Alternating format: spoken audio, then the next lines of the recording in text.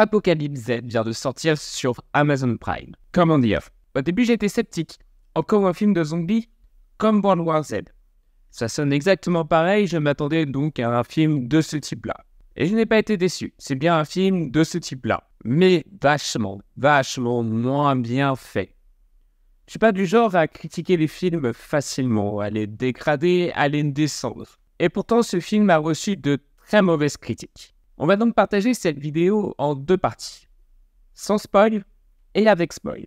J'essaye de changer un peu le format, voir quel format vous intéresse le plus, défaut, qualité, avec ou sans spoil. Dites-moi en commentaire si vous appréciez un format en particulier. C'est un film de zombies, un film Z. Dans le classique, un virus rend les humains agressifs et ce virus se contamine par le sang via des morsures, des griffures. Comme tout film de zombies qui se respecte, c'est principalement par la morsure que le virus se propage. Ce film est rempli de clichés, du début à la fin. Un début qui ressemble à un téléfilm. Une histoire au début qui est un peu bancale. Ce n'est pas un film de zombies à proprement parler pour le début du film. Et cette scène en particulier va revenir petit à petit et qui plus est sans grand intérêt car elle ne fera jamais évoluer notre personnage principal. Qui va de péripétie en péripétie jusqu'à un climax final qui est d'ailleurs plutôt original et qui promet une suite. La façon dont je parle de ce film donne à paraître que ce film est très mauvais. Un sorte de téléfilm qu'on nous voit sur TF1 le soir ou en début d'après-midi. D'ailleurs, heureusement qu'il n'est pas sorti au cinéma car je pense que les critiques auraient été très mauvaises. Mais ce film n'est pas si mauvais en soi, ça reste un bon divertissement si vous êtes amateur de films de zombies. Ou d'infectés comme on dit en 2024 avec plusieurs films qui n'assument pas de dire ce nom. On suit donc notre personnage principal dans un monde de zombies qui va chercher à rejoindre sa famille. Un scénario classique, basique, comme on en voit malheureusement partout. C'est un film qui n'a aucune originalité, limite, des fois, un peu ennuyant. Et le milieu, comment dire, il est lent. Il n'a pas de zombies, c'est vraiment l'humain la menace. En ce moment, sur les films Z, on est en train d'essayer de détourner le genre. D'essayer de faire en sorte que finalement, le zombie n'est pas la vraie menace, mais c'est l'humain qui est la menace.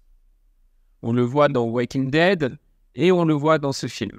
Moi, personnellement, quand je regarde un film de zombies, je veux un film comme World War Z. Je veux un film où ce sont les zombies la menace. Ou comme dans Walking Dead, dans certaines saisons, quand ils ont enfin compris qu'on voulait voir une série de zombies. Si vous cherchez donc à voir un film Z, un film divertissant, ce film-là peut être fait pour vous. Il n'est pas mauvais en soi. C'est juste un bon divertissement sur Amazon Prime. Apocalypse Z, le début de la fin, saura vous emmener dans un monde à part entière, anéanti par les zombies. Passons maintenant à la partie spoil. Je pense que j'ai tout dit dans la partie non spoil. C'est donc si vous n'avez pas vu le film ou si vous vous en fichez d'être spoilé, c'est parti. Vous pouvez pas arrêter là. Je veux que tu me promettes que quoi qu'il arrive, rentrez-vous, monsieur. Tu restes chez toi. Apocalypse Z, le début de la fin, est donc, comme je disais, un film Z. Un film de zombies. On les nommera d'ailleurs les infectés. On assiste donc à un début de film digne, comme je disais dans la partie non spoil, d'un téléfilm. Une histoire d'amour où la femme meurt et l'homme reste vivant. Sa sœur tente de l'aider, mais comme tout homme qui se respecte dans ce genre de téléfilm, il n'accepte pas l'aide de sa famille. Jusqu'à arriver où l'apocalypse arrive.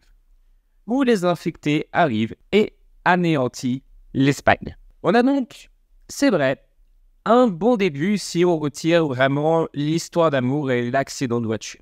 Tout le passage où l'infection arrive dans le pays est plutôt intéressant, je trouve. C'est assez lent.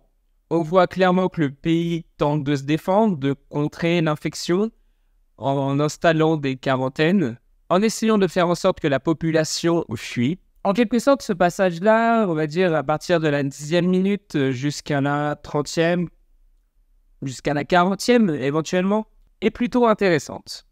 On assiste donc à un homme seul qui a réussi à rester chez lui malgré la quarantaine, malgré que les citoyens devaient fuir via des bus qui étaient envoyés par les militaires. On retirera le fait qu'au bout de 2 semaines, il n'a jamais vu un seul infecté dans les rues. C'est-à-dire qu'en soi, pourquoi avoir mis une quarantaine, pourquoi on va faire fuir les citoyens de leur propre maison si au final, il n'y a pas d'infectés? Est-ce que ça aurait été pas mieux de les conserver chez eux, de leur demander de ne pas sortir et de faire des rondes régulièrement des militaires pendant quelques semaines, pendant quelques mois, en attendant de trouver une solution? Évidemment, ce n'a pas été la solution choisie. Il fallait que notre personnage principal se sente seul, et soit obligé de sortir pour trouver de la nourriture et rencontrer une vieille dame.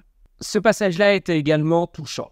Notre personnage principal tente de l'aider en apportant de la nourriture, il tente de s'entraider. La vieille dame, qui est un peu commère, comme toutes les personnes âgées, en règle générale, elle lui dit d'aller dans telle ou telle maison car elle a vu des habitants vider leur voiture de sacs de course. Et évidemment, il ne trouve rien dans les habitations. On ne sait pas où est passée la nourriture et pourquoi les citoyens sont partis avec dans des zones de quarantaine que l'État a mis en place. Ils ont littéralement tout emporté, des dizaines de sacs de courses. On va dire que si j'étais à leur place, c'était pas ma priorité. Je me demande comment ils ont calé ça dans leur bus. Bon, à part quelques incohérences dans le film, en soi, il se regarde bien. Il est intéressant si on ne réfléchit pas. Si on voit ça clairement comme du divertissement. Ensuite, un message passe à la radio pour leur dire qu'il faut aller sur les îles Canaries. Qui plus est, sa famille a été envoyée là-bas. Notre personnage principal a donc cette envie d'y aller également. La vieille dame ne se sentant pas en capacité, la vieille dame préfère se suicider plutôt que empêcher notre personnage, notre homme, à aller rejoindre sa famille sur les îles Canaries. C'est un passage, quand même il faut l'avouer, assez touchant et moi je trouve plutôt assez bien fait. C'est pas digne d'un grand film de cinéma, mais en vrai, ça fait son taf. Et c'est là que je trouve que le point mou du film arrive. Et ce, pendant une bonne demi-heure. Toute la partie avec les navires et les méchants russes, parce qu'évidemment, dans tout film qui se respecte, il faut que les méchants soient russes, même en Espagne. Cette partie-là était pour moi complètement inutile. Et même si à la fin, ils reviennent, au final, ça n'aurait rien changé. La menace des zombies était largement suffisante en fin de film. Il n'y avait pas besoin d'une menace supplémentaire avec les militaires russes, qui sont d'ailleurs vachement bien armés pour un cargo commercial. D'ailleurs, dans ce cargo russe, on ne comprendra jamais pourquoi cet homme a été gardé en vie alors qu'une famille a été détruite, a été décimée et tuée le lendemain.